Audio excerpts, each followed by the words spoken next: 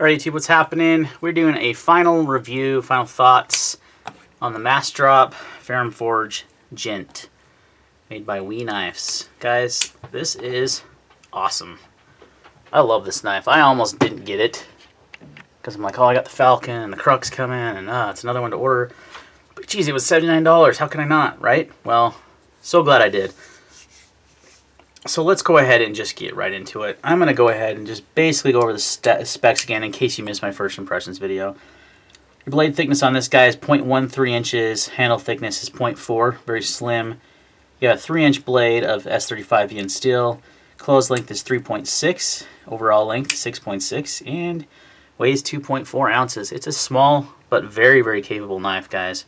Very capable. I've been EDCing the heck out of this thing. If you follow me on Instagram, you've seen a lot of my pictures of it probably. It's just been a constant companion.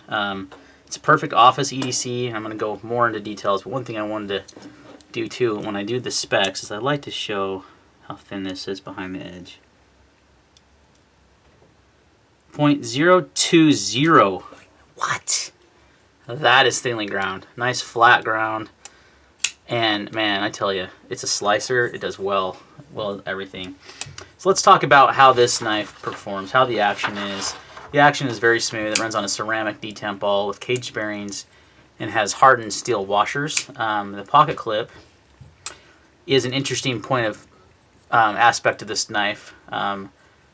That's at first I didn't like, and I thought, man, I like everything about this knife. That clip's weird. Then I realized it was designed a certain way. It was designed to be discreet, look like a pen clip, so no one, if you're carrying this in the office or your shirt pocket or a suit or something, it just didn't look like a knife. That was probably the design behind it.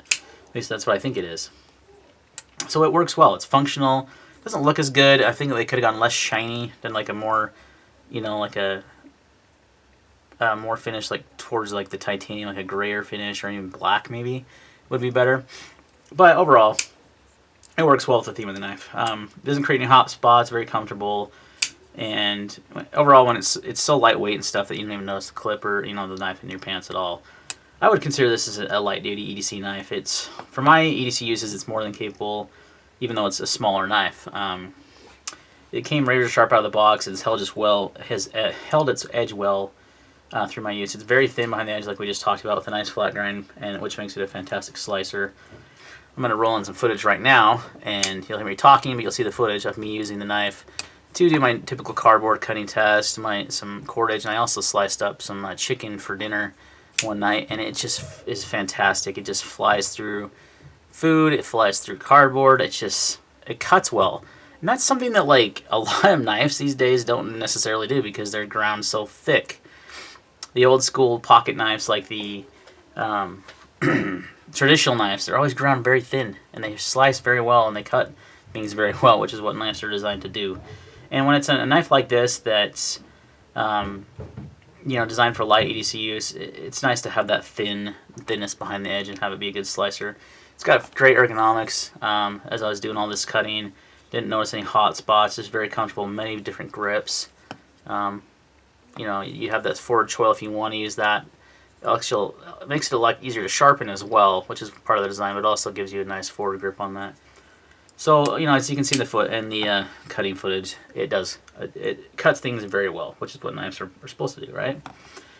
Fit and finish on this knife is way over the price paid, man. I mean, 79 bucks, you're getting, let's just not even talk about the materials. Let's talk about how well it's put together.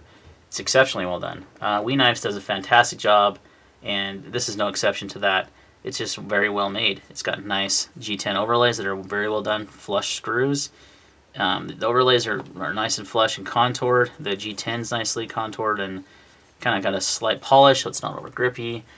The action's incredibly smooth on this knife. The D10's dialed in. I mean, everything is where you want it to be. The interesting thing is there's no steel lock bar in this model. I know, like the Falcon and the Crux. Well, yeah, see the Crux is right there. You have to excuse me, I have a little tickle in my throat. This has no lock bar insert, but has 0 stick, which is fantastic. Not all knives have to have lock bar inserts, aka Chris Reeves Benz's never have, and they have no stick. So there you go. Like all my other previous Massdrop knives have had, though, I did have to take the knife apart, as you saw in my first impressions video because the pivot came loose and it had some bad blade play. And I just had to go and Loctite it. Speaking of the pivot, that is one kind of odd thing about this knife, and I have it listed on my negatives, which is very few, which we'll go over, but it's a Phillips screwdriver head, not Torx, kind of strange. Other than that, but this knife has zero play, has perfect centering now. It's just been a very high quality knife. It feels like a knife that costs like 4 times as much as it does, which is, you know, what makes this probably the best value of 2018, and it's going to be hard to beat. Technically, this drop went live in 2017, but they weren't delivered till this year. And I don't know. It's going to be so hard to beat. I don't know what's going to beat it as far as value is concerned. The type of use of this knife, light-duty EDC, gentleman's folder, hence the name Gent. Office, EDC, good size. It's a good size for those that have blade restrictions of 3 inches and under as well. This is my third Massdrop Ferrum collaboration. I've been impressed with all the designs and the fit and finish on all those knives. The Falcon wasn't for me. It felt a little bit cramped in hand. But the Gent doesn't feel cramped, and it's actually, I think, a little bit smaller knife, or around exactly the same. And the reason why is there's no finger grooves. It's kind of got a straight handle, and it causes it to, like the Falcon kind of caused you to hold the knife a certain way, which caused it to be a little small, it felt a little cramped. This doesn't have that, either does the Booz Blade Arrow. They have a little bit different handle shape, but kind of the same idea where they're kind of straight. And being a smaller knife, I think you have to have that because you're dealing with not a lot of real estate. Bigger knives can get away with the finger grooves. It's not going to work on a knife this small. The Gent is essentially the smaller brother to the Crux. I mean, look at that blade shape, that grind. Everything is the same. Both titanium frame locks, both using the same materials. The Gent is more of what I call a weekend EDC, and a little bit bigger knife. Not very big at all, but you know, for me, this is more what I reach for on an everyday work day type basis, where this is something I might carry more on the weekends. So it's great. You know, these two complement each other very well.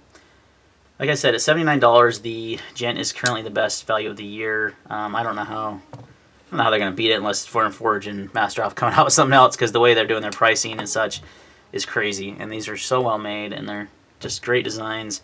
And it's pretty simple. I mean, it's nothing crazy. It's got G10 overlays with titanium and a good blade steel. It's nothing special, but it's fantastic at what it does. So I really like, and I hope they do another run. This is the bad thing about reviewing knives like this, guys, is that you can't buy it right now. Yeah, I can't put a link in the description for you to go to Amazon or to Blade HQ to buy this. You can't. It's not available. You're going to have to look on the secondary market. And I haven't seen hardly any for sale because it's such a great folder. The nice thing is that Massdrop and Ferrum Forge have been doing second runs of the Falcon already. They've done some anodization, different anode colors. They've got a new one now that has some handle milling on the Falcon. I'm really, really hoping they do the same with the Crux, because I know that's a very popular knife. I have some viewers that are constantly trying to get me to sell this to them. And the Gent the same way. So I can see them coming out with more runs, which would be fantastic. Maybe with a carbon fiber overlay, which would be sweet. Maybe some like blue ano on the titanium would look fantastic. So hopefully that happens. But you know, we'll see. We'll have to see what the year brings. So far, this is actually my best knife of 2018, my best buy of 2018. I'm smitten, I guess you'd say, by it. The only cons, and I looked for cons, and I was nitpicking this knife, trying to find something, because there's really not a perfect knife out there, or is there?